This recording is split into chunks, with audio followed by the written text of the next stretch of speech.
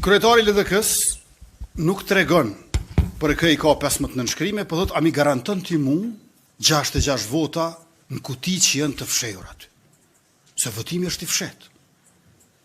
Pra, 15 nënshkrime, pa emër të përveçëm sipër, me datën e pardjeshit, ja u tregon juve, jo mua, dhe thot a mi garanton ti mu 66 vota në kuti. Kjo është totalisht e palogjikshme. Më falni, kjo nuk është serioze. Unë jam kryeminist serioz.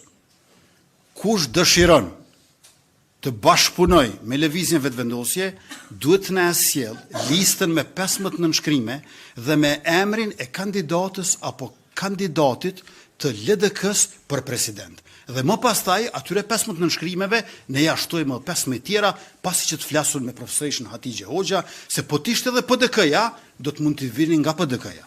Prandaj ne patëm thënë 3 kandidat.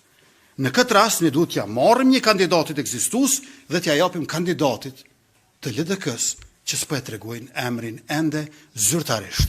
As tek ju, as tek unë, por vetëm se po e përfolin pa ja dhënë vullën e vendimit të kryesisë së LDK-s.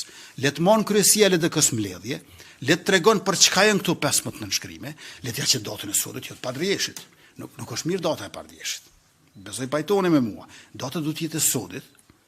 Le të ja që lartë për kë janë ato 15 nënshkrime, ne mandej ja bashkangjesim edhe tjerat, edhe vim në seancën e kuvendit ku e kemi në orën 19. Unë nuk përcaktoj se kush do të jetë kandidati i LDK-s. Ju lutem mos ma kërkoni edhe këtë gjë. Faleminderit shumë. LDK-ja duhet të caktoj kandidatin, ju lutem jo unë.